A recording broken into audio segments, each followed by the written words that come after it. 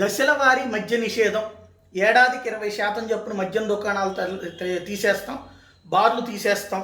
అట్లాగే ప్రభుత్వం ఆధ్వర్యంలోనే మద్యం దుకాణాలు నడుస్తాయి. బార్లు ప్రైవేట్గా చేయొచ్చు, కానీ దాంట్లో కూడా రేట్లు అంటే మద్యం తయారీ అనేటువంటిది ఇష్టం వచ్చినట్టు కాకుండా బ్రాండ్లకు అలవాటు పడకుండా బ్రాండ్లను ఎప్పటికప్పుడు మారుస్తా అన్నటువంటిది జగన్ సర్కారు పాలసీ. అది వాస్తవంగా యాక్సెప్టబుల్ పాలసీ. ప్రపంచ ఆరోగ్య సంస్థ అంగీకరించినటువంటి విధానం అది, అంటే సూచించిన విధానం. ఎందుకంటే ఒకేసారి నిషేధం పెడితే కనుక ప్రాబ్లం అవుతుంది అన్నటువంటి ఉద్దేశంతో ఇప్పుడు అందులో ఆ పాలసీని ఇంప్లిమెంట్ చేస్తానన్నటువంటి జగన్ సర్కారు థర్డ్ ఫేజ్కి వచ్చిందని చెప్పొచ్చు. రాష్ట్రంలో కొత్త ఎక్సైజ్ పాలసీని ప్రకటించింది ప్రభుత్వం. వచ్చే నెల 1వ తేదీ నుంచి అమల్లోకి రాబోతున్నటువంటి ఈ పాలసీ ప్రకారం ప్రస్తుతం ఉన్నటువంటి 2934 మద్యం దుకాణాలు మరో ఏడాది పొడిగిస్తారు.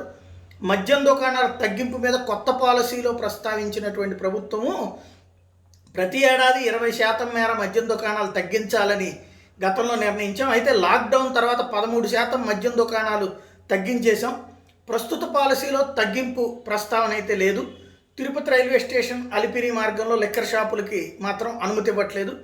Tirupati bus stand, Leela Mahal centre, Nandi circle, Vishnu నివాసం, శ్రీనివాసం వంటి ప్రాంతాల్లో లిక్కర్ అమ్మకాల మీద నిషేధం ఉంటుంది అనేటువంటిది తేల్చి చెప్పారు. ప్రభుత్వం నిర్దేశించిన 2934 దుకాణాల పరిధికి లోబడి లిక్కర్ ఉంటుంది అన్నది. అంటే 3వ దశలోకి తీసుకెళ్తున్నారంటే ఇంకా ఇప్పుడు మిగతాయి కూడా తగ్గిస్తారనుకుంటే ఆ తగ్గింపు మాత్రం పూర్తిగా లేదు. దానికి సంబంధించినటువంటిది నెక్స్ట్ స్టెప్ ఏంటి అనేటువంటిది, అంటే ఈ టైంలో 13% తగ్గించామన్నారు, మిగతా 7% తగ్గించేటువంటి పాయింట్ అయితే చెప్పలేదు.